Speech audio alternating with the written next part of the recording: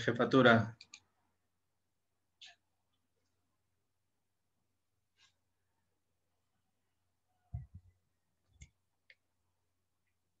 Gente, ¿qué tal? Muy buenos días con todos. Espero se encuentren bien. Vamos a iniciar a órdenes de la jefatura esta sesión del día de hoy, correspondiente al tema de filosofía. Entonces, estamos buscando de dónde vamos a empezar. Creo que es por acá. Ya está. ¿Cómo están? ¿Cómo están? Espero se encuentren bien. Muy buenos días. Feliz martes para cada uno de ustedes. Chicos, saluden, pues. Nadie me saluda. Gracias. Buenos Ya, a días, ver. profesor. Hola, hola. Buenos días. Ya. Hola, Nicole, Milagros. Vamos a admitir a la gente.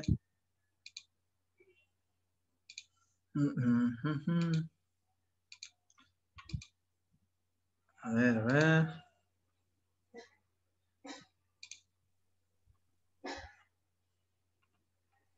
Ya está.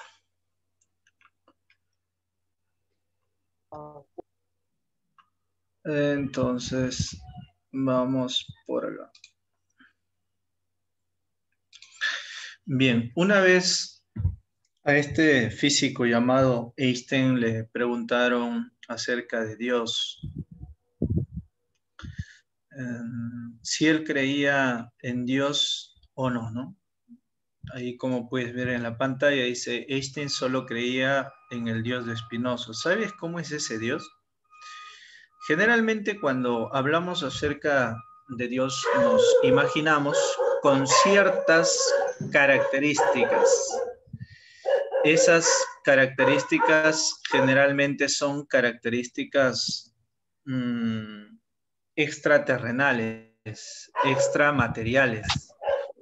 En ese sentido, cuando habla Einstein sobre Dios, tiene ciertas características.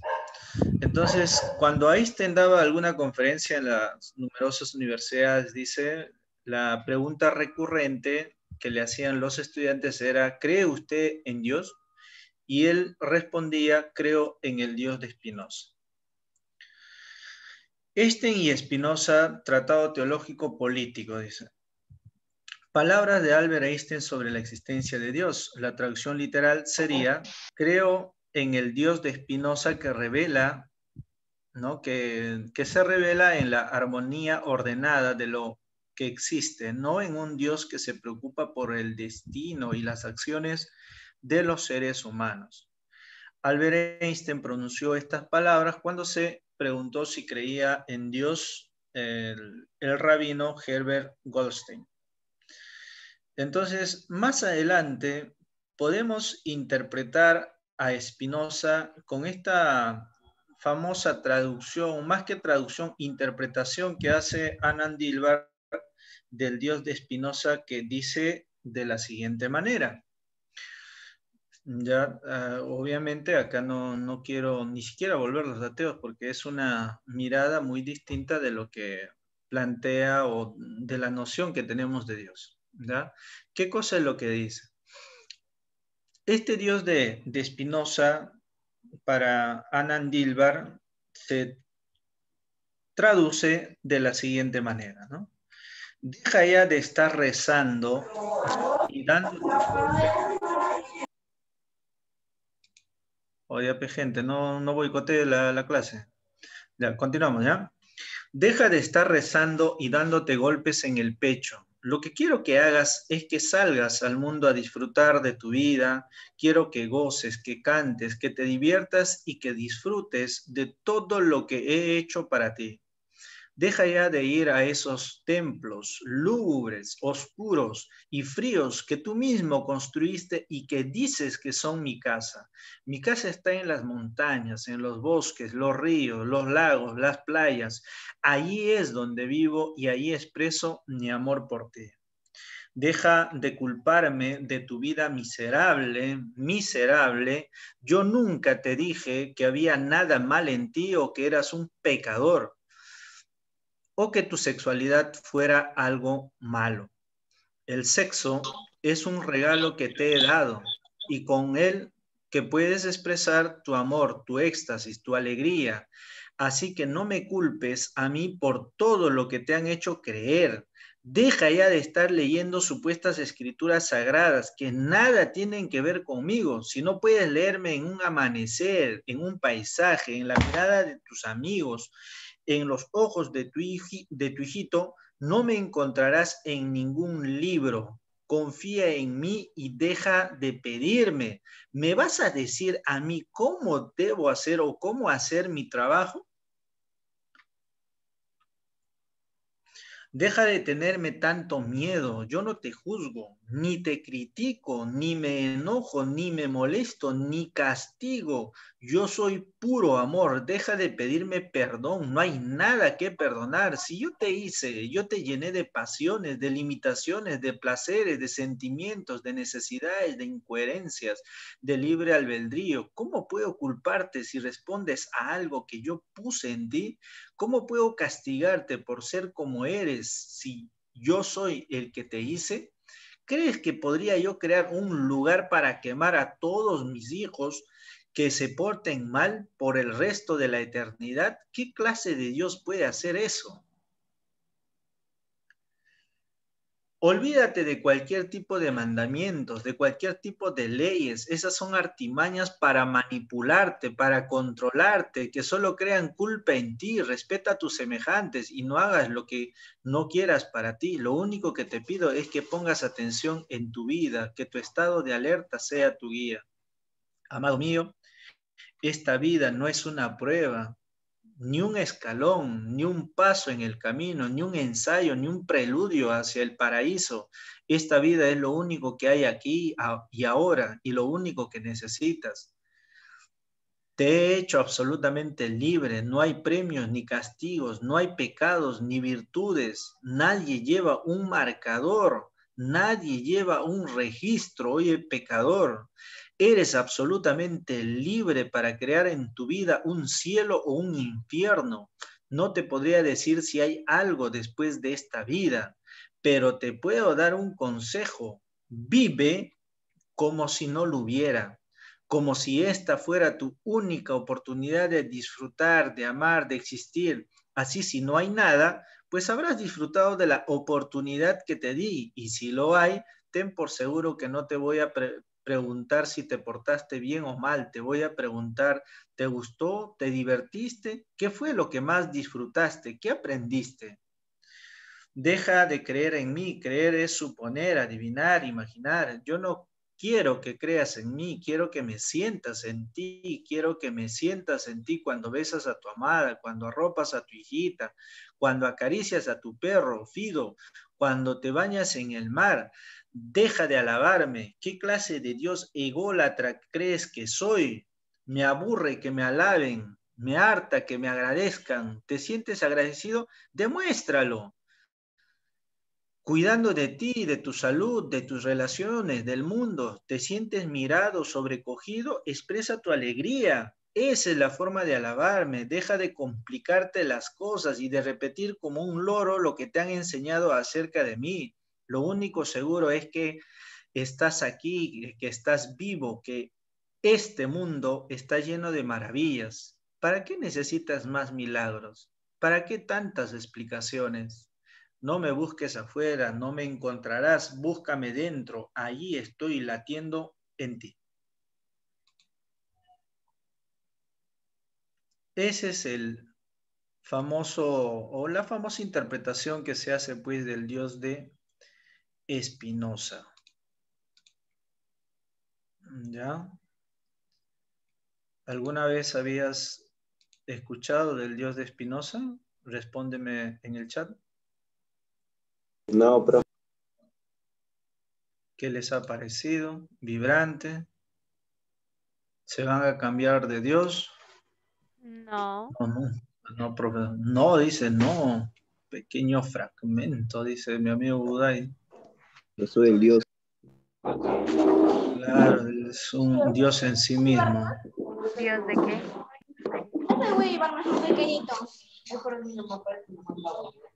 Ahí que están en la cocina. En mancha todavía, en mancha. Bien, gente, de esta manera vamos a iniciar esta sesión del día de hoy con la famosa interpretación acerca de cómo se entiende Dios.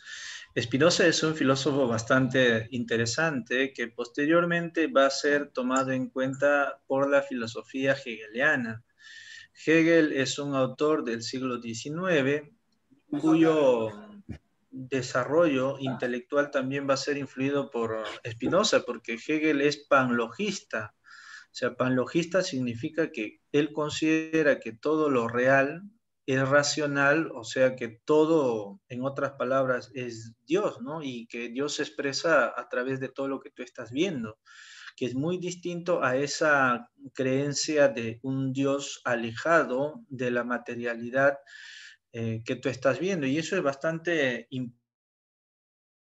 A esto se le conoce como el Dios de Spinoza.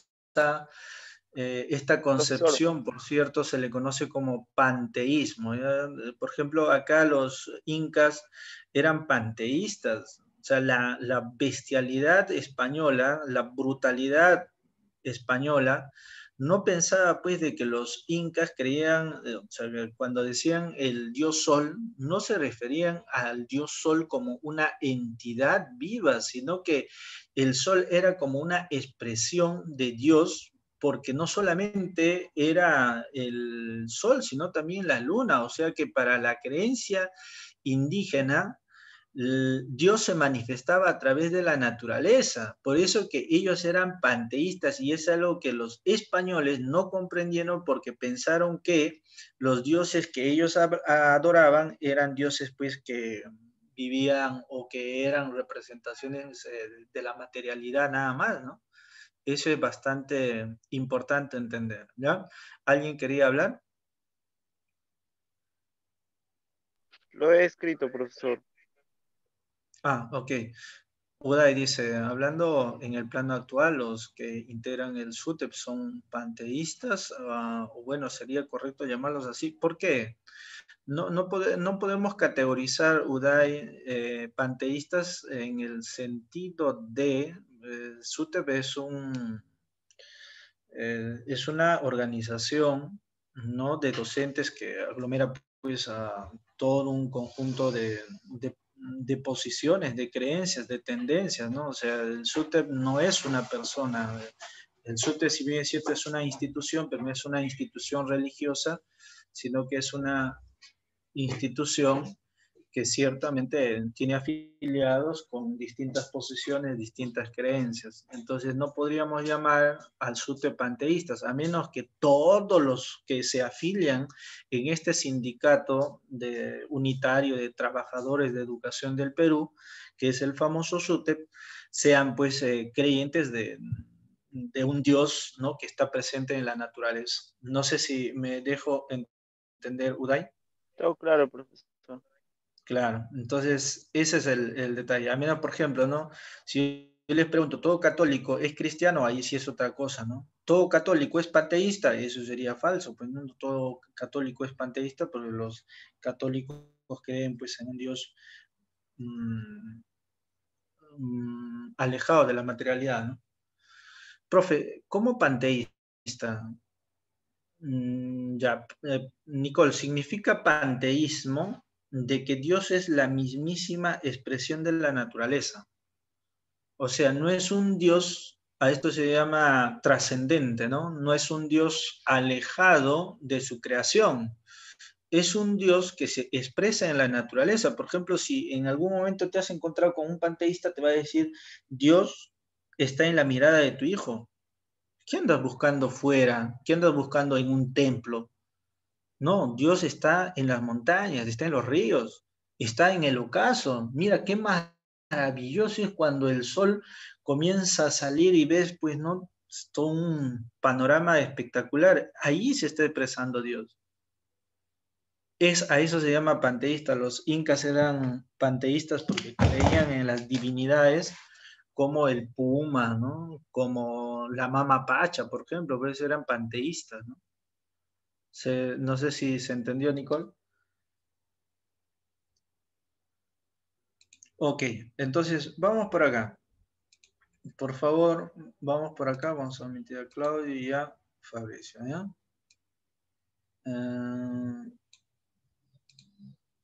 Vamos por acá.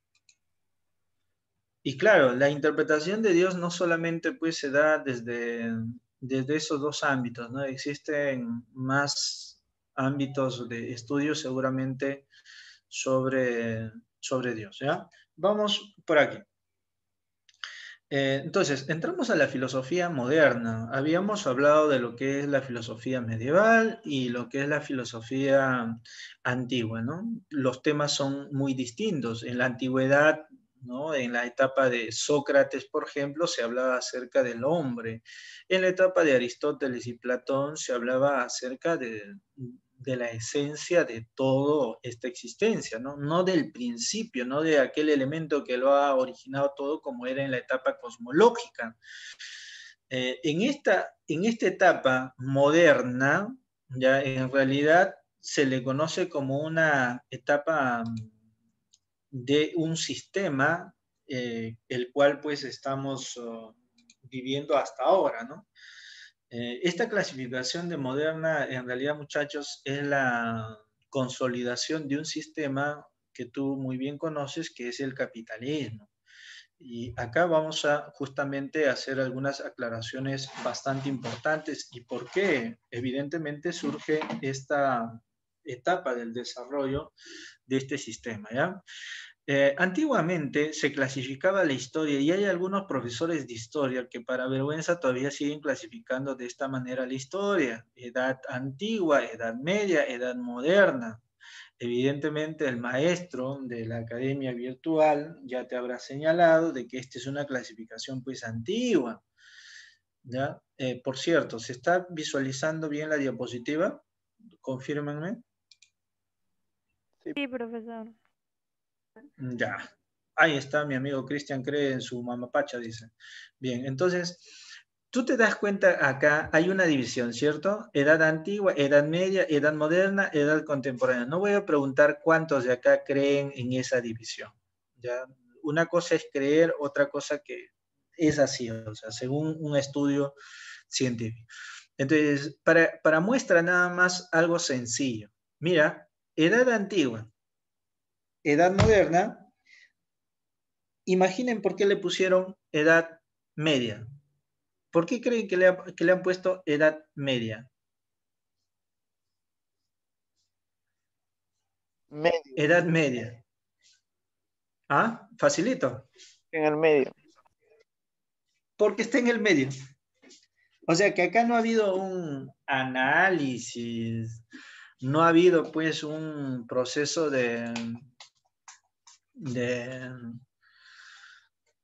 no se puede. El medio de la historia.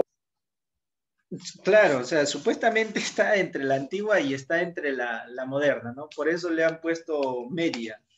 Pero francamente esa forma pues es burda, ¿no? O sea que, porque nosotros estamos cercanos a la modernidad, pues le han puesto edad moderna. Entonces, pero lo moderno es siglo XVI, siglo XVII y siglo XVIII, ¿no? Entonces, pero ya nos estamos alejando del siglo XVII, siglo XVIII, entonces para no hacer roche le han puesto edad contemporánea. ¿Te das cuenta? Entonces, por eso es que no tiene sentido esta forma de clasificar. Entonces, actualmente la clasificación, la que establece, la que incluso se accede, ¿no? Para las admisiones en las distintas universidades, es la clasificación pues, de comunidad primitiva, esclavismo, que es la edad antigua, entre comillas, ¿no? El feudalismo, que es el dominio de la iglesia frente al Estado, ¿no? El capitalismo que tiene un modo, una forma de producción muy distinta al feudal. Entonces, esa es la forma que se clasifica pues la historia. Por eso es bastante importante entender de que esta etapa de la filosofía moderna no es otra cosa que inicios del sistema capitalista. ¿Por qué, profesor? ¿Cómo así? Entonces, acá viene la explicación. ¿Cómo surge este sistema llamado capitalista? Necesita una idea. Es como decir, pues tú, por ejemplo, estás ahorita en este sistema, en este capitalismo, y piensas que lo normal es que debas estudiar para poder ingresar a la universidad. Hasta ahí yo creo que está bien. Pero ¿por qué necesariamente, ya, por qué necesariamente tienes que prepararte después que hayas estudiado en secundaria, etcétera, etcétera, etcétera? O sea, ¿por qué necesariamente tienes que todavía competir con 20.000, 30.000 o hasta más estudiantes para acceder a una vacante? Ah, profe, es que tú has normalizado este sistema y no te has dado cuenta que la gente que ha vivido, por ejemplo, en el feudalismo, igualito ha hecho. ¿Tú crees que el rey en el feudalismo quería pasar a un nuevo sistema? Nada, profe, porque el rey en ese sistema estaba bien. Incluso los siervos pensaban de que en este sistema feudal era el más adecuado. O sea, que así las cosas estaban detalladas. Incluso recuerda la teoría de este señor llamado Tomás de Aquino, los grados de perfección. Una piedra, en comparación a una planta, la planta es más superior que la piedra. Si tú comparas una planta con un animal, el animal es más superior que la planta. Si tú comparas al animal con el ser humano es más, ¿no? Es superior que un animal. Si tú comparas en el mundo de los seres humanos a los distintos seres humanos, el obispo, el cura es superior a cualquier tipo de ser humano. El rey es mucho más superior, de ahí viene esa tonta idea de pensar de que la realeza tiene pues sangre azul, por mandato, por derecho divino. Allá, ¿eso qué significa, profesor? Que pensaban de que toda la realeza tenía sangre azul, pues. Ahí, de ahí viene esa tonta idea de considerar al príncipe azul. O sea, ¿quién es príncipe azul? Aquel sujeto que supuestamente forma la realeza y que tiene sangre azul. ¿Te das cuenta? Todo un engaño, pero que se ha ido consolidando en esta etapa de feudalismo. Por eso que la ideología de ese momento dentro de la filosofía dominante es el tomismo de Tomás de Aquino, pues, ¿no? Entonces, para justificar esta sociedad se utilizó las ideas de Tomás de Aquino, los grados de perfección. Entonces, para enterrar vivo al feudalismo, se necesita de nuevas ideas. ¿Cómo cambias? Por ejemplo, tú ves ahora la gente, ¿no? Todos los días yendo a trabajar 8 horas. Todos los días, saca la mugre, 8 horas, más el tráfico, unos 12, 16 horas, viven estresados, etcétera. Pero ¿quién ha establecido de que sean 8 horas? O sea, ¿quién regula esa situación de que necesariamente tienen que ser 8 horas y que tú tengas que rogar por un trabajo? Eso es lo que actualmente estamos viviendo. O sea, finalmente estamos replicando, estamos haciendo lo que hacían en el sistema feudal, haciendo de que este sistema prácticamente se mantenga por aguas tibias y pienses que todas las cosas son normales, pues, ¿no? O sea, si tú te das cuenta del esclavismo al feudalismo, el feudalismo ha sido una sociedad mejor que el esclavismo. Y el capitalismo, evidentemente, es una sociedad mejor que el feudalismo. Pero de que tú consideres que el capitalismo va a ser para toda la vida la única forma de organización, eso sería pues caer totalmente en una contradicción frente al desarrollo de la sociedad. Entonces, si eres realmente una persona no futurista, deberías ciertamente proyectarte a otro sistema mejor que este sistema, el que te hacen evidentemente creer que no va a cambiar. Pues, ¿no? Acá hay algunas preguntas. ¿Por qué estuve en medio de dos grandes etapas? Dice Milagritos. Porque es un proceso que cambia En serio, de ahí viene esa idea, profesor. Dice, mira, para que veas milagros. Y más que Disney te ha metido desde pequeño una cantidad de creencias de que, por ejemplo, ¿no? Hay músicas de Disney que se van desarrollando, de que el rey, y no sé qué más del rey, que es bueno. Y imagínate, los reyes en la antigüedad han sido totalmente indignos, ¿no? Profesor, ¿podría aceptar a mi amiga Natalie? Dice, ¿dónde está Natalie? Ya la aceptaron, me parece.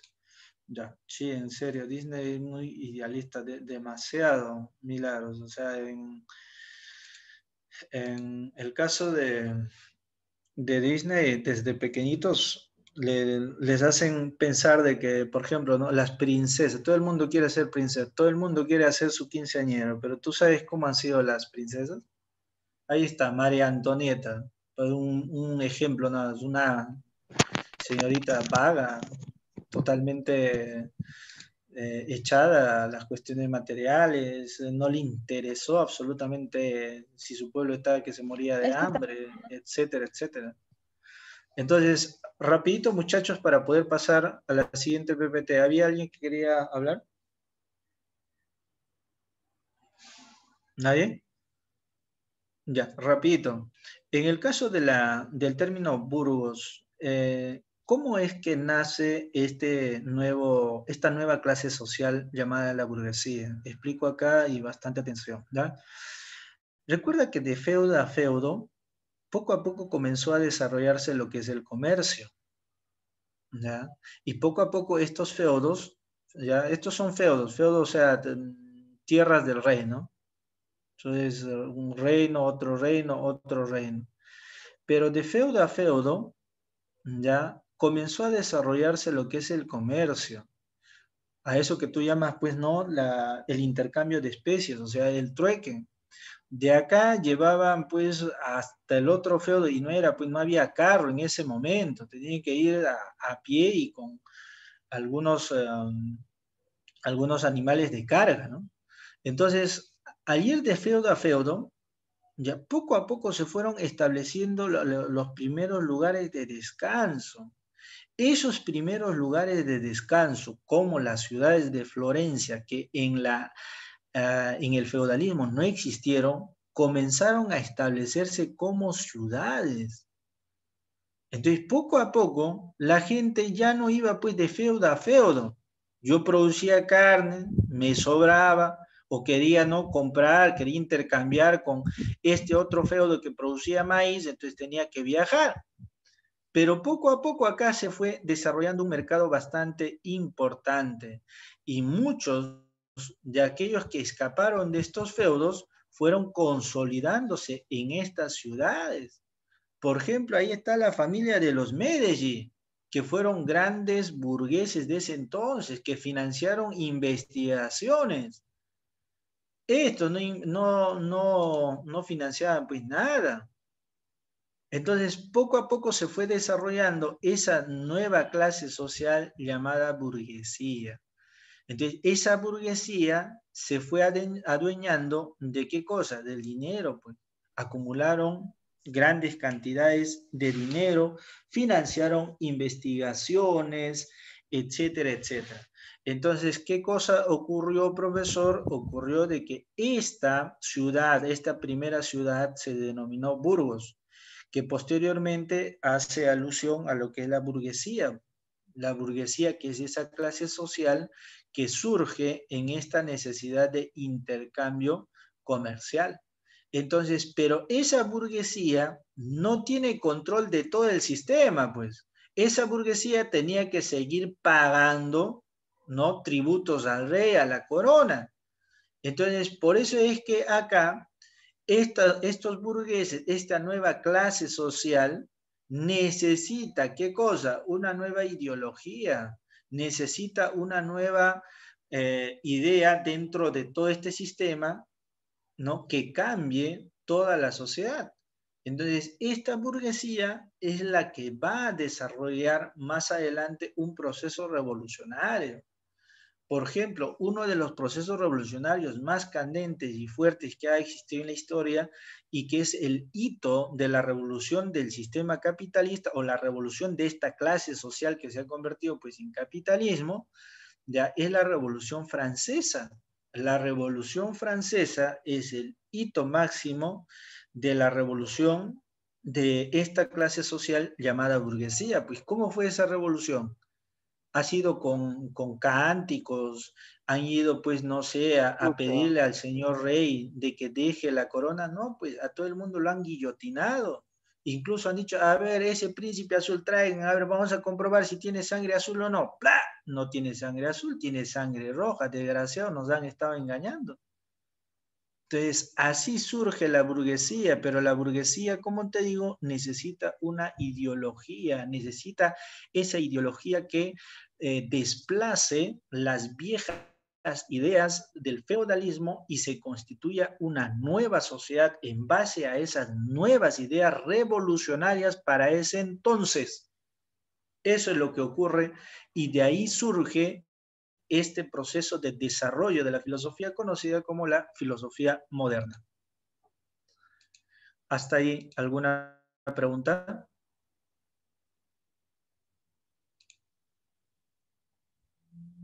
No, profesor. ¿Ninguna? No, profesor. ¿Todo claro? Claro. Excelente. Profesor. Continuamos. Entonces, algunas características de la filosofía moderna. Esta se distancia de la filosofía medieval en relación al predominio de la teología. O sea, en otras palabras, recuerda que había una contradicción entre fe y razón en la etapa pues de la filosofía medieval. Agustín de Hipona decía de que no había, no existía a esto que se le conoce pues no que la razón fuera más que la fe. Él decía que la razón era sierva de la fe. Más adelante, si bien es cierto, Tomás de Aquino va a poner casi en el mismo tope a la fe y la razón, pero en la filosofía moderna la razón se libera de la fe, ¿no? Esta se distancia de la medieval, o sea, esta filosofía moderna se distancia de la creencia medieval en relación al predominio de la teología, ¿no? Sobre la filosofía, la que se convierte en qué cosa, en una iluminadora pues de la mente y del camino de los hombres. Arranca estableciendo un proceso paulatino de humanización en el hombre, porque recuerda que en esa etapa del feudalismo el hombre no valía pues tanto como en la filosofía moderna, porque en otras palabras, la filosofía moderna comienza con el humanismo, con el renacimiento. El renacimiento significa pues renacer, volver a nacer de una etapa donde el hombre había estado pues enterrado, ¿no? Entonces, esta filosofía moderna se caracterizó por la independencia de la razón y la filosofía de la teología y la fe, ¿no? O sea, hay una independencia tanto de la razón y de la filosofía. Nueva concepción del hombre y el mundo. Ya, por ejemplo, ahí vas a encontrar cuadros de Leonardo da Vinci pintando al hombre de forma, pues, perfecta, se puede decir, ¿no? Preocupación por la política y el Estado, grandes tratados, como por ejemplo la de este señor, pues, llamado Maquiavelo, ¿no? Con su obra El Príncipe, o los tratados que nos va a dejar este señor Juan Jacobo Rousseau sobre el contrato social, ¿no? Etcétera, etcétera. Vinculación entre la ciencia y la filosofía, desarrollo del empirismo y el racionalismo. Y este punto es el que vamos a abordar el día de hoy. ¿Cuál es esa relación o esa distinción entre los racionalistas y los empiristas? ¿Ya? Entonces, comenzamos con lo que es el Renacimiento. El Renacimiento comienza a finales del siglo XV y se desarrolla a lo largo del siglo XVI. Supone un cambio, un salto hacia atrás, un retorno a las fuentes clásicas. ¿A qué se le conoce como fuentes clásicas, profesor? Fuentes clásicas se le Greco-romano. conoce a Platón, a Aristóteles, pues. O sea, fuentes clásicas se le conoce a toda la idea que se estableció en su momento de Grecia, ¿no? O sea, a la filosofía griega, es un nuevo renacer, es volver a la cultura griega, porque en la etapa medieval se estudiaba a Platón, a Aristóteles, pero en latín, o sea, en otro idioma, en las traducciones que habían hecho de esos autores. Entonces, en esta etapa, los intelectuales, ¿no?, de esta etapa comienzan a esforzarse y estudiar griego para estudiar las fuentes directas, tanto Platón como de Aristóteles. ¿Ya? Entonces, vamos por acá. Creo que hay una pregunta. No se escucha bien, profesor, dice Carlos. Pregunto, ¿se escucha bien? ¿Se escucha entrecortado? Todo bien, Todo profe. bien. Ya. Continúa entonces, ¿ya?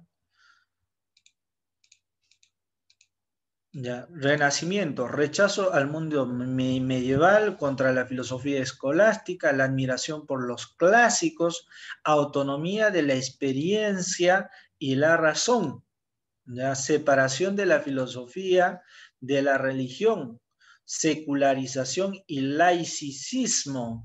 Laicismo, ¿qué significa laicismo, profesor? Que acá nadie te puede obligar pues en un Dios que tú no necesariamente crees.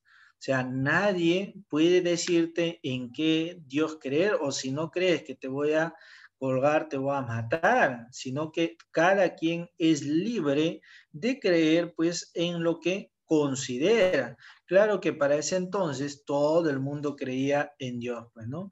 Y la secularización es la desaparición de los signos, valores y comportamientos que se consideran propios o identificativos de una confesión religiosa. Entonces, a eso se le conoce como secularización, o sea, no hay necesidad incluso de estar confesándose, por ejemplo, ¿no? Continuamos. Por ejemplo, ahí vamos a encontrar a intelectuales de la talla de Nicolás Maquiavelo, ¿no? En su obra El Príncipe hace un profundo análisis del poder, él escribe para los que están gobernando, y de todo el tratado de su libro se sintetiza pues con esta frase que no está en su libro, sino que se interpreta que el fin justifica los medios. Si eres un gobernante, ¿ya? Y quieres obviamente mantener el poder, él da las recetas, ¿no? Como para que puedas mantenerte pues en el poder, ¿no? Por ejemplo, tu tío Alan seguramente ha leído bastante del Príncipe para hacer todo lo que ha hecho y haber mantenido en el poder. Por ejemplo, de haber dicho pues de que nuestros hermanos de Zimbabue son ciudadanos de segunda categoría, etcétera, etcétera. Y hay muchos que estudian a profundidad a Maquiavelo. Por ejemplo, también vamos a tener a Erasmo de Rotterdam, publica la obra Elogio de la Locura. Locura en latín significa moria. Dicen que él dedicó esa obra, ¿no?, a su amigo Tomás Moro, cuyo apellido proviene de la palabra latina moria, que significa locura, y que hace una crítica bastante fuerte a la iglesia y sus instituciones, ¿no?, así como la teología y el anticuado método escolástico. Ustedes deben comprender que la etapa de la escolástica medieval, si bien es cierto, se ha desarrollado en Europa, pero ha habido algunos países donde se ha permitido este tipo de publicaciones, ¿ah? O sea, si tú, por ejemplo, ibas a España, en España te quemaban vivo, ¿no? En otro lado, por ejemplo, en lugares como, eh, a ver, un lugar conocido, no, en este momento no recuerdo esa ciudad, pero se permitía la publicación de algunas investigaciones de carácter crítico. Ya no eran tan fuertes las condenas como sí lo hicieron, por ejemplo, con René Descartes, no, sino con este señor llamado Giordano Bruno, ¿no? Entonces, por ejemplo, tenemos ahí a Leonardo da Vinci, que incluso estuvo a punto de ser también castigado por la escolástica al ser descubierto que estaba estudiando debajo, ¿no?, de un sótano, un cuerpo humano ya fallecido, y estaba estudiando su sistema circulatorio, ¿no? Entonces, también corrió peligro este señor. Ahí está Nicolás Copérnico, que fue un científico quien escribió sobre la obra, sobre las revoluciones de las esferas celestes, en donde sostuvo la visión heliocéntrica. Helio, teoría que tú consideras pues que el Sol es el centro del universo, a diferencia de la visión geocéntrica, ¿no? De Claudio Ptolomeo, ya que era una visión bastante antigua, ¿no? Así antes se entendía que era el sistema, ¿no? Y ojo, esta capita de estrellas estaban fijas, como en una luna. Acá te explico lo siguiente, ¿ah? Esta concepción, por ejemplo, que tú estás viendo de este mapita, era la concepción aristotélica y que luego fue adoptado por Ptolomeo, ¿no? La Tierra en el centro, el Sol girando alrededor de la Tierra, y Aristóteles decía de que acá había como un círculo de cristal donde las estrellas estaban fijas y que se movían, ¿no? Por eso que veíamos las estrellas en movimiento.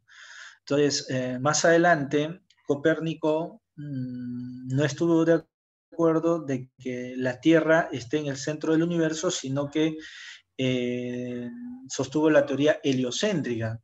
Pero Copérnico no salió de lo que consideraba pues Aristóteles, de que las estrellas estaban fijas, sino que consideró, o bueno, no sale de esa posición, porque igual Copérnico plantea y considera que las estrellas están fijas en una esfera de cristal. Entonces, más adelante, y este es el aporte genial de Giordano Bruno. Giordano Bruno no es que no era creyente. Pero ¿qué cosa es lo que plantea Giordano Bruno? Giordano Bruno dice, está bien, el Sol es el centro, nosotros estamos girando alrededor del Sol, pero las estrellas no están fijas en una esfera como ustedes sostienen. Las estrellas, ¿por qué se ven chiquitas y otras más grandes? Porque unas están alejadas de otras. Además, dice Giordano Bruno, ya esas estrellas que tú estás viendo son sistemas solares, así como nuestro Sol. Y si es así como nuestro Sol, eso quiere decir que todas esas estrellas tienen su planeta. Y si tienen su planeta, eso quiere decir que en ese planeta hay vida. O sea que acá no me vengas que tú eres el elegido de Dios. No le gustó eso a la iglesia, por eso lo quemaron vivo. Por eso lo quemaron vivo. Gente, lo quemaron vivo por esa teoría genial, genial y actual. ¿Te das cuenta? Pero bueno, allí haciéndole justicia a Giordano Bruno, vamos a pasar a otro topo, si no el tiempo nos va a ganar. ¿Ya? Galileo Galilei fue un sabio italiano quien construyó el primer telescopio e investigó el cielo, ¿no? Distinguió manchas solares y cantidades de estrellas, formuló la ley de la inercia. La ley de la inercia que es la que sostiene, pues, de que un cuerpo puede ciertamente estar en su eje, ¿no? La velocidad que ha adquirido un cuerpo se mantendrá constante mientras no haya causas exteriores de aceleración o desaceleración, que es lo que se considera dentro de la física, ¿no? Y que ciertamente antes se pensaba de que Dios era el que controlaba pues el funcionamiento de todo el cosmos, ¿no? De todos los planetas, pero hay una explicación científica a esa situación, ¿no? Entonces, comenzamos con esta discusión que se va a tornar bastante importante en esta filosofía moderna. Descartes, representante del racionalismo. En esta filosofía moderna, el tema de discusión va a ser en torno a la nociología, en torno al conocimiento. Renato Descartes es considerado el fundador de la filosofía moderna. ¿Ya? Si te preguntan quién es el padre de la filosofía moderna, es este señor. ¿Qué cosa es lo que dice Descartes? Es considerado el fundador de la filosofía moderna, desarrolla la corriente del racionalismo, escucha bien, con la cual sostenía que el verdadero conocimiento se origina en la razón o la deducción, que es el razonamiento. Se preguntó, ¿qué es aquello que podemos conocer con certeza? Certeza significa pues una verdad, aquello de lo que no podemos dudar, desarrollando la duda metódica como método para alcanzar una certeza. De allí que él plantea pues su frase bastante conocida, cogito ergo sum, que significa pienso, luego existo, que más adelante lo voy a explicar y para eso te voy a pedir mucha atención. Entonces, Descartes dice lo siguiente, ¿no? El objetivo de Renato Descartes fue construir un conocimiento universal sobre las bases sólidas, entiéndase por ello, verdaderas e indubitables. A este proyecto se le denominó mátrices universales. ¿Qué significa, profesor? ¿Qué cosa es lo que quería desarrollar Descartes? Descartes es un filósofo moderno, es un matemático riguroso y quiere saber lo siguiente. Lo siguiente que quiere saber es lo que viene a continuación.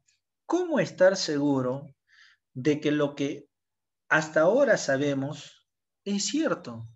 Y que no podemos dudar de todo ese conocimiento que hemos heredado hasta la actualidad. O sea, ¿quién te dice que lo que estás aprendiendo, por ejemplo, en física, ya es lo más adecuado, es lo verdadero, es lo certero? ¿Cómo sabes que lo que yo te estoy diciendo es verdadero?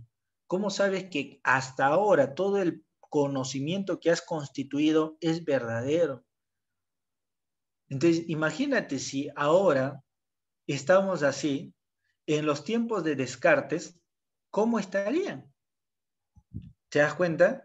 Entonces, en ese aspecto, Renato Descartes ya va a comenzar ciertamente a plantear un método para establecer conocimientos que sean para él, pues, verdaderos, que sean conocimientos que no se pueda dudar.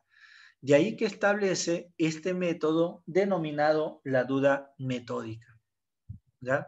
Entonces, a través de la duda metódica, él establece todo un plan para comenzar a desarrollar, pues, conocimiento. La duda metódica, por ejemplo, dudar de la tradición que se ha establecido a lo largo del tiempo como conocimiento verdadero. Por ejemplo, hay mucha gente, entre comillas, que cree que Cristo ha nacido un 25 de diciembre y que por eso se festeja el nacimiento de Cristo. Entonces, por ejemplo, dudar de ese conjunto de tradiciones que nos hacen pensar que las cosas son así verdaderas, ¿no? Dudar de los sentidos. ¿Cómo vas a dudar de los sentidos, profe? Es que Descartes dice lo siguiente, mira, el conocimiento también se obtiene a través de los sentidos. ¿Quién puede negar de que, por ejemplo, estando en provincia, pues el sol ha salido ya, ¿no? Pues a esta hora.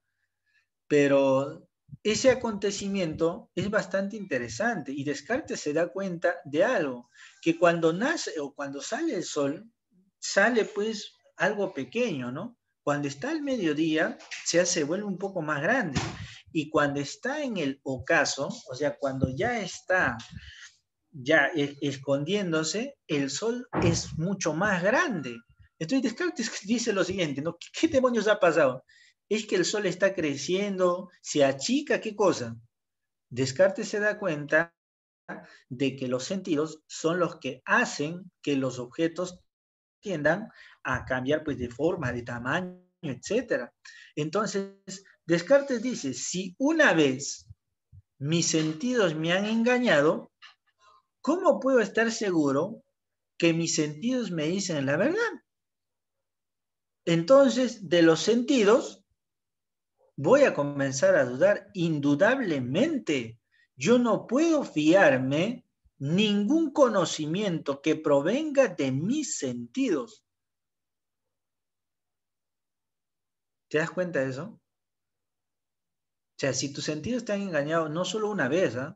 Te han engañado 2 veces, 3 veces, 4 veces, ¿cómo puedes estar seguro de que todo lo que adquieres a través de los sentidos es verdadero? ¿Te das cuenta? ¿Y a qué problema llegamos con eso, profesor? Llegamos al problema de que si ocurre esa situación, vas a terminar prácticamente dudando de todas las cosas que están fuera de ti. Pues no hay una certeza de que te diga que la computadora que está delante de ti exista, de que la silla, la mesa, la carpeta que estás utilizando exista, etcétera, etcétera. Al punto de que vas a dudar de ti mismo, pues, porque tú qué cosa eres. Profe, ahorita me estoy tocando. Ah, sí, pues te estás tocando. Yo existo, profe. Anda, no me digas. Pero ¿qué dice Descartes? Descartes dice de que todo lo que obtienes a través de los sentidos es mejor dudar, pues, ¿no? Ah, ya, profe, entonces, si yo estoy tocándome, eso quiere decir, profe, que yo dudo de mi... Claro, pues. O sea, terminas dudando de tu propia existencia. No porque te toques, quiere decir que ya existes. Ese es el primer punto en torno a los sentidos. ¿Qué más va a decir Descartes? Entonces, si estás dudando de los sentidos, conclusión, estás dudando también del mundo, pues de todo lo que existe. Y si estás dudando del mundo, prácticamente lo que estás dudando es de toda la materialidad que está fuera de ti, pues. Ojo, pero Descartes, escucha bien esto, escucha bien. No es que dice, vamos a dudar de todo y ahí se queda. No, no, no, no, no. Descartes lo que va a decir es que a partir de la duda vamos a llegar a certezas, vamos a llegar a verdades. Entonces, primero dudó de los sentidos, entonces los sentidos está vinculado al mundo, pero luego Descartes se pregunta y dice, pero hay un conocimiento del cual no puedo dudar. Por ejemplo, ya el conocimiento de las matemáticas. El conocimiento de las matemáticas nos dice que 1 más 1 es 2, que 2 más 2 es 4.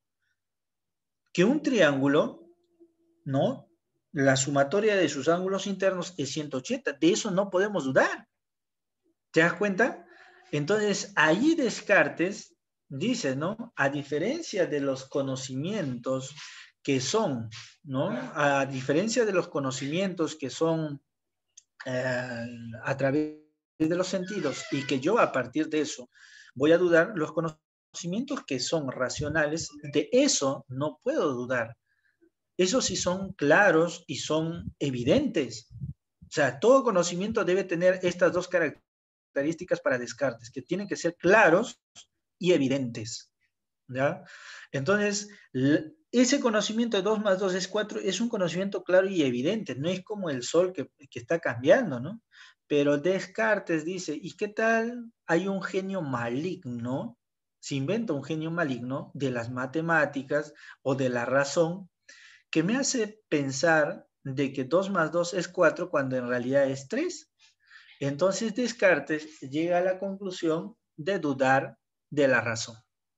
O sea, él se da el lujo de dudar tanto de los sentidos y dudar de la razón. O sea, está dudando de, de, toda la razón. ¿Ya? Entonces, llega a dudar de los sentidos y de la razón, por lo tanto, llega a dudar pues de todo. O sea, que el conocimiento está en tela de juicio. O sea, en ese momento está así. Pero Descartes, ya propio de él, va a continuar con este razonamiento y luego se va a dar cuenta de algo bastante importante. Muchachos, si estoy dudando de mis sentidos y estoy dudando de mi razón, la pregunta es, ¿quién está dudando? ¿Hay alguien que está dudando? ¿Quién es ese alguien? O sea, hemos puesto en tela de juicio a la razón y a los sentidos, pero hay alguien que se ha puesto a poner en duda a estas dos fuentes de conocimiento. Ese alguien, dice Descartes, soy yo. Y allí Descartes descubre a la sustancia pensante que se le considera como la res extensa o la res cogitans, que significa la sustancia pensante. Si tú te das cuenta, ya, si yo te pregunto quién eres, tú vas a comenzar con el término yo soy. ¿Quién es ese yo? Para Descartes es aquella sustancia que piensa, porque esa sustancia que piensa es la que comienza a dudar de los sentidos y comienza a dudar de la razón. Entonces, cuando dice yo, se refiere al sujeto pensante. De allí que viene la frase, pienso, luego existo. ¿Eso qué significa, profesor? No significa de que pienso y luego recién existo, sino que cuando pienso, o sea, se da simultáneamente. Pienso y existo. Dejo de pensar, dejo de existir. Así se traduce la frase, de Descartes. No es que primero piensas y luego existes. No, existes porque eres un sujeto que piensa. Ese es el planteamiento de Descartes. Y posteriormente, muchachos, él se da cuenta de algo bastante importante, ¿no? Él dice que hay distintos tipos de ideas y si bien es cierto, ha descubierto de que hay un sujeto que piensa, que es el sujeto pensante, pero la fórmula pues no acaba ahí, ¿ya? La fórmula de su método mediante breves reglas, ¿no? ¿Cuáles son las reglas o los pasos para establecer? Nunca acoger nada como verdadero si antes no conoce lo que sea, ¿no? O sea, uno tiene que estar seguro y si no está seguro hay que aplicarle la duda. Dividir, si hay un problema grande, en partes. A esto se llama lo que es pues el análisis, ¿no? Es otro paso de su método. Conducir con orden mis pensamientos, comenzando con los objetivos más simples y fáciles de conocer para ascender al conocimiento de lo complejo. O sea, a esto se le conoce pues como ir de lo simple a lo complejo. Y la número 4, efectuar en todas partes enumeraciones tan complejas y revisiones tan generales que esté seguro que no sea omitido nada. Entonces, a esto se le conoce como la regla de la enumeración. Entonces, esto fue bastante importante para la época porque los científicos comenzaron a utilizar estas reglas que nos había pues dejado Descartes. Entonces, vamos a distinguir las tres clases de ideas que nos va a conducir a una idea que es bastante importante en Descartes. Descartes dice, las ideas innatas. ¿Qué son las ideas innatas? Son claras y distintas, además de ser universales y necesarias, provienen exclusivamente de la razón. Por ejemplo, el yo pensante, la idea de Dios y los principios lógicos como el tercio excluido, el principio de identidad, etcétera, etcétera. A eso lo denomina ideas innatas. Por eso que a la teoría de Descartes también se le conoce como racionalismo o como innatismo, porque él considera que nuestras ideas son innatas, o sea que nosotros nacemos con esas ideas universales. Claro que hay otro tipo de ideas, dice, pero esas ideas no son universales. Profesor, pero me interesa Dios. Ay, ¿y por qué te interesa Dios? Porque hay un problema acá, profe. ¿Quién ha sido primero? ¿El yo, o sea, yo pensante o Dios? Entonces Descartes no se hace problema ahí, es creyente y además se había enterado que a Giordano Bruno lo habían quemado vivo por esa teoría que lanzó, entonces dijo, mejor con Dios no me meto, y lo que hace Descartes es lo siguiente, todo el mundo cree en Dios, nadie acá en su sano juicio ya podría afirmar de que Dios no existe. Entonces, conclusión, Descartes dice, entonces Dios debe existir, pues, ¿no? Existe Dios. O sea, hasta un niño sabe la idea de un Dios. Por lo tanto, para Descartes, todos nacemos con la idea de Dios. Entonces, lo que hace Descartes en este aspecto es lo siguiente, pero entre yo y Dios, ¿quién es primero? Entre Dios y yo, ¿quién es primero? Descartes dice, yo soy un ser humano, o sea, yo soy alguien imperfecto porque duda. En cambio, Dios no duda. Dios es un ser perfecto. Por lo tanto, entre yo y Dios, Dios es lo primario. Y para él, Dios es la res infinita, o sea, la sustancia infinita, la que crea todo.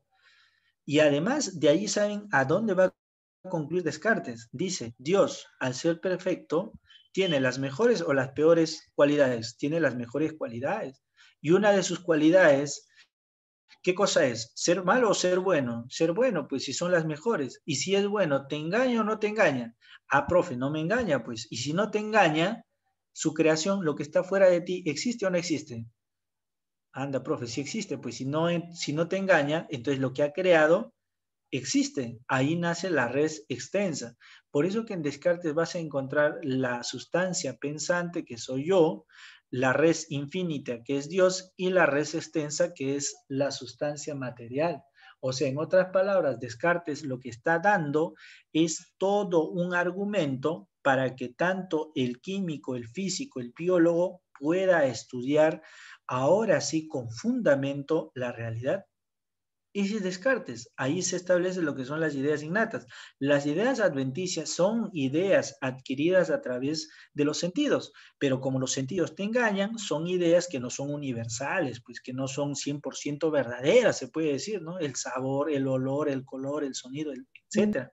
Las ideas ficticias son ideas producidas por la imaginación. Por ejemplo, imagínate un unicornio, un gigante, etcétera. Esas son ideas ficticias o también consideradas facticias, ¿ya? En resumen, ¿no? El racionalismo es el conocimiento para ellos debe ser lógicamente universal, necesario y válidamente universal. También conocido como innatismo cognitivo, plantean que los sentidos son contingentes. Contingente significa que pueden ser verdaderos o falsos, en cambio solamente el conocimiento innato es verdadero, no puede ser considerado como verdadero y falso. Se conoce por deducción, el criterio de verdad es intelectual, los tipos de ideas ya hemos visto, innatas, facticias y adventicias, o también las facticias conocidas como ficticias. La duda debe ser el método para alcanzar la verdad. Recuerda que en Descartes no se queda en la duda, a partir de la duda se da cuenta de que él existe, o sea, el yo, el sujeto pensante existe, y además Dios existe, y además lo que está fuera de mí también existe porque Dios al crear pues no me engaña, ¿no? La verdad es lo evidente, lo que se presenta con claridad y distinción. La duda metódica tiene los siguientes pasos: la evidencia, el análisis, la síntesis y la enumeración.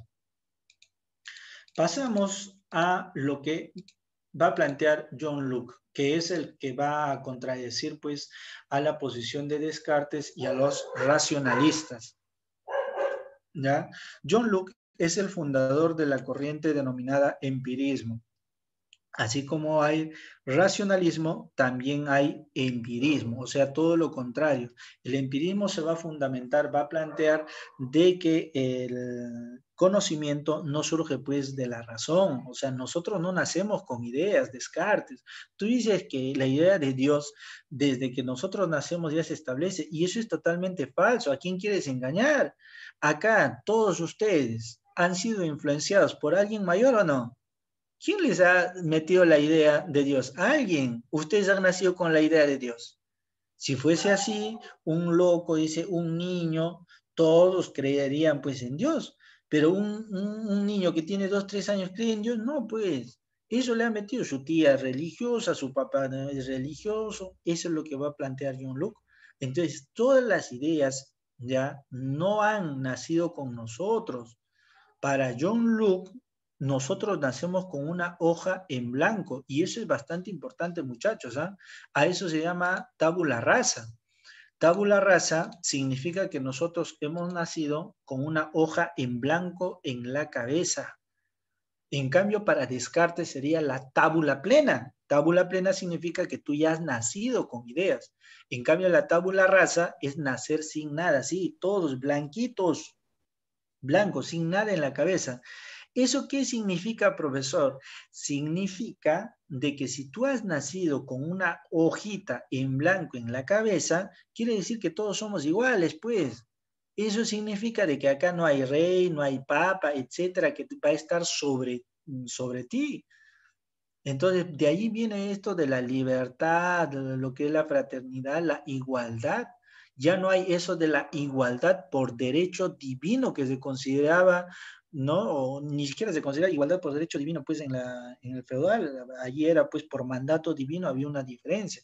En cambio acá, por ejemplo, si tú revisas tu constitución, ya te dice pues la igualdad es por derecho natural, o sea, por naturaleza todos somos iguales.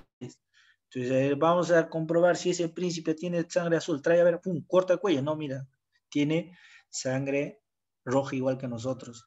Todo un engaño. ¿Se justifica o no se justifica la revolución? Se justifica. Aniquilan a todos los que no quieran desarrollar un nuevo sistema. Así fue la burguesía. Ahora la burguesía es una burguesía que te tilda pues de vándalo, ¿no?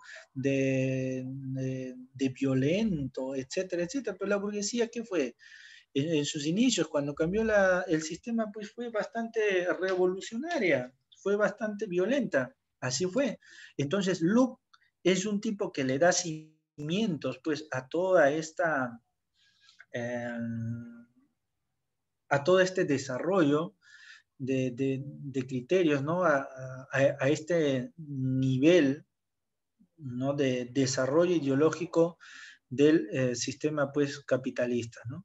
Lux sostiene que las ideas comienzan a surgir por experiencia externa. O sea, para los empiristas, en conclusión, muchachos, las ideas verdaderas y claras no son las que surgen de la razón, porque incluso Lux va a decir, ¿no? A ver, Descartes, enséñale a mi hijo qué cosa es una gallina, pero sin ver a una gallina.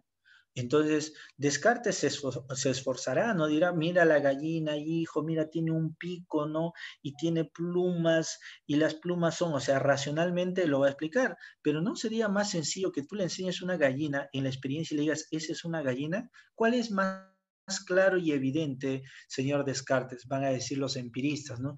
Por eso que John Locke plantea dos tipos de experiencia, una externa, aquella que proviene a través de los sentidos, y otra experiencia que es interna a través de la reflexión, a través del pensamiento, a través de la memoria. No existen ideas innatas, dice John Locke, o sea, no hay idea que se establezca en nosotros que no sea proveniente de la experiencia.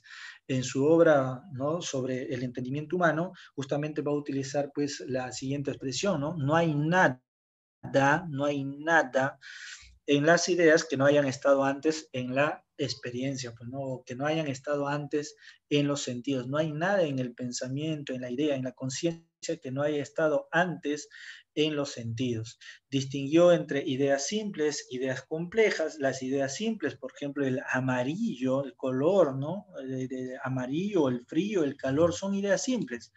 Pero, por ejemplo, las ideas complejas o compuestas, ideas complejas, compuestas, son aquellas que se establecen en base de esas ideas simples. Por ejemplo, la idea de naranja. La naranja en sí es un término que nosotros utilizamos, que engloba una cantidad de ideas simples, como por ejemplo el amarillo, la redondez, ¿no? Etcétera. Esas son ideas complejas, ¿ya?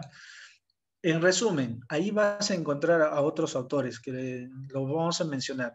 El empirismo se opone al innatismo. El conocimiento nace en contacto físico con el objeto. La mente es como una tabula rasa. Los objetos poseen cualidades, energía o fuerza contenida en el objeto que pueden ser primarias o inherentes al objeto o secundarias efectos sobre nuestros sentidos. La experiencia puede ser externa o interna. Las ideas son simples o compuestas. El criterio de verdad es sensorial y se conoce por inducción.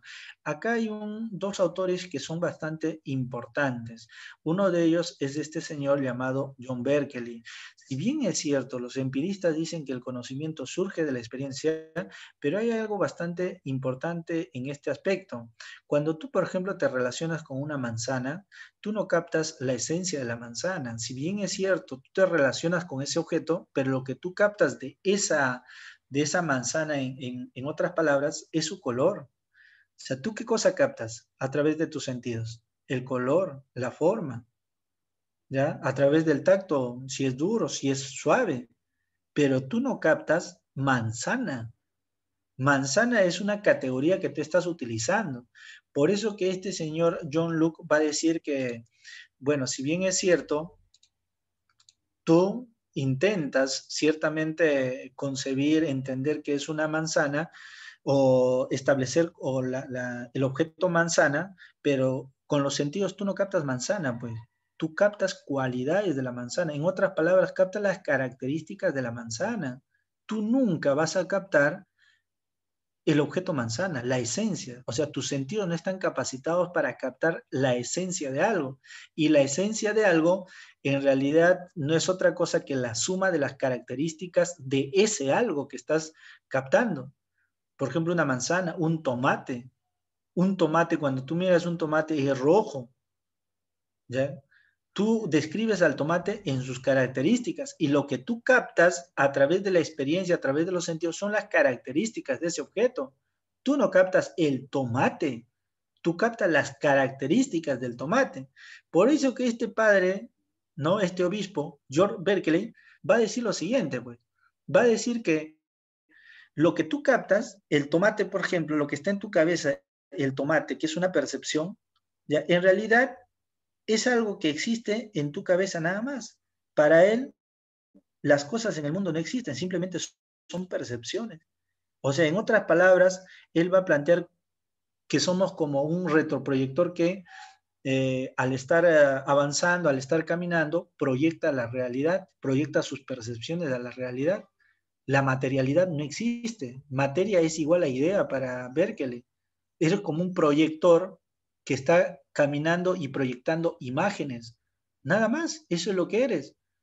Pero, profe, o sea, ¿qué quiere decir? Que lo que yo estoy viendo en estos momentos es una proyección de mis ideas, ¿sí? Eso es lo que es. Y si dejas si te volteas, lo que está fuera de ti deja de existir.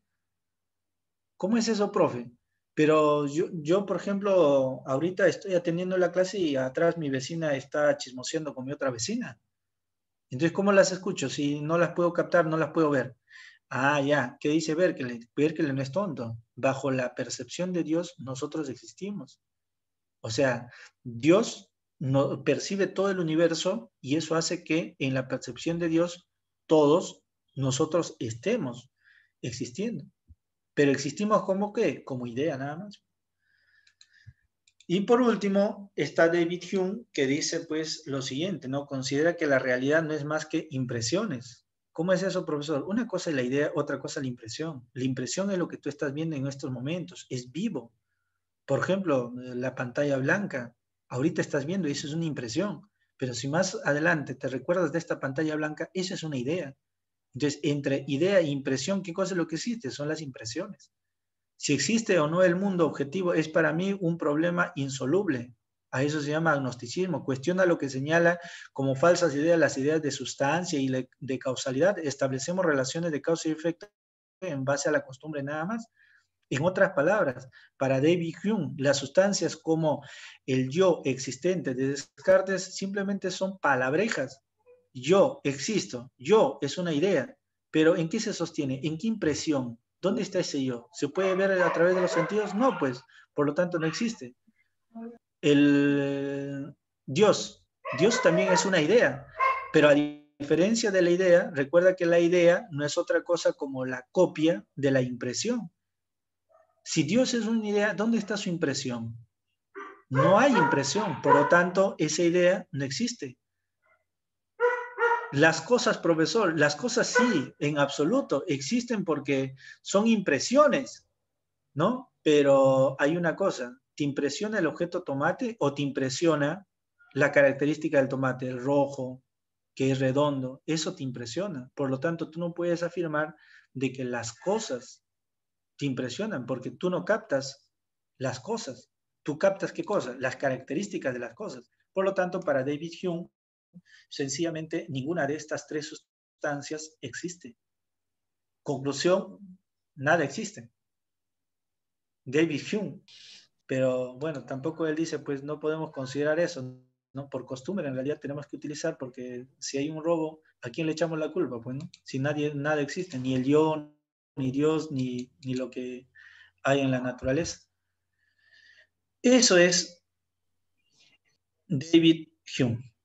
¿Ya? Vamos rapidito con nuestra práctica. A ver, ¿dónde estamos? Acá estamos. A ver. Vamos a poner acá. Muy bien. Dice lo siguiente. Uno dice, el tema central de la filosofía moderna gira en torno a ¿qué? Gira en torno a la nociología. O sea, acá se discute lo que es el conocimiento, ¿no? Para los racionalistas el conocimiento surge a través de la razón, para los empiristas a través de la experiencia. Descartes afirma a Dios como una idea innata, pues. Admite las cualidades ligadas a los sentidos como el olor, sabor, sonido, etc. ¿Quién?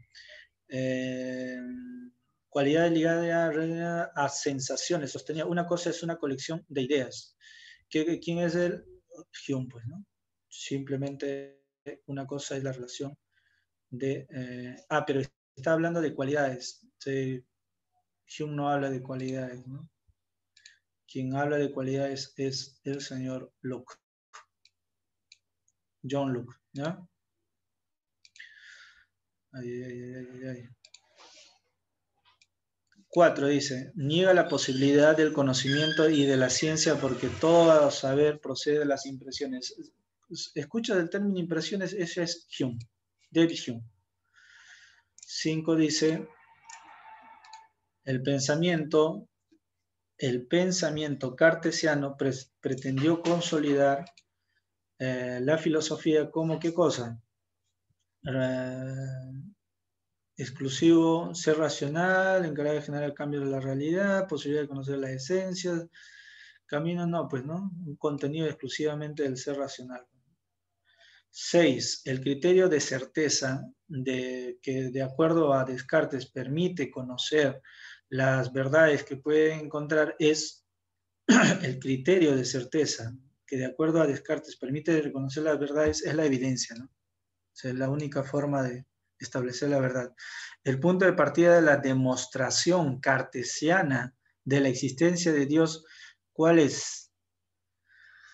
El punto de partida de la demostración cartesiana de la existencia de Dios.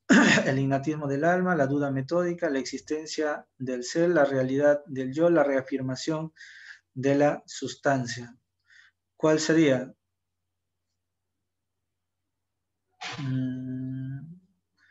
A ver, la partida. A ver, ¿qué dicen ustedes? La duda metódica, el punto que sí, pues no hay otra. Ya. Entonces, 7, 8. Las ideas que aparecen haber estado siempre en nosotros como la idea de Dios pertenecen a la ideas innatas. Bueno, esta está sencilla. Pues son las ideas innatas las que comparte la idea de Dios. Descartes reconoce que Dios existe sosteniendo que debe existir una primera razón que permita la existencia de lo demás. Debe existir un ser capaz de crear algo de lo que él no puede. Él es esencia, vacío, imperfecto. Él no puede producir la idea de Dios. Entonces, él ha tenido que haberla impreso en él. Todo efecto de la naturaleza es producido por una causa perfecta. Siendo esta causa perfecta Dios, pues, ¿no? Sí, esto es lo que va a plantear porque nosotros somos imperfectos. ¿Cómo alguien imperfecto, como nosotros pudimos crear una idea imperfecta de lo que está fuera de nosotros? Todas las ideas, ¿no? Se fundamentan, según Hume, en impresión intuitiva, convirtiendo el empirismo en un, ¿qué cosa? En un, vamos a decir, pues, idealismo, ¿no? Porque finalmente es idealista, no es una teoría materialista y hay que tener bastante cuidado, ¿ya? Descartes reduce todo fenómeno corpóreo a matemática y mecánica, incluyendo el cuerpo humano, como se denominó a lo antes mencionado. A eso se llamó mecanicismo cartesiano porque consideraban de que la realidad funcionaba como una máquina, o sea que la naturaleza funcionaba como una máquina. ¿De qué proceso, según Hume, proviene la noción de sustancia? La sustancia viene a partir de la asociación que nosotros hacemos de las ideas, ¿ya? Entonces, cuando asociamos las ideas, tenemos la noción de sustancia, ¿no? Pero sin esas características que no asociaríamos, pues sencillamente no hubiese sustancia.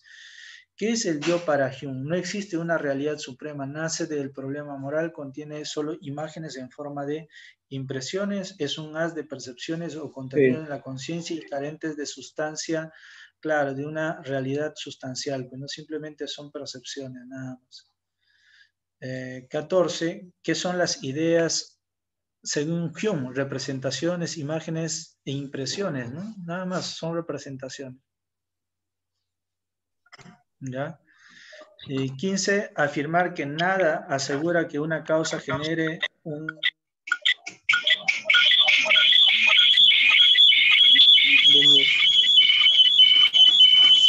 efecto que posee.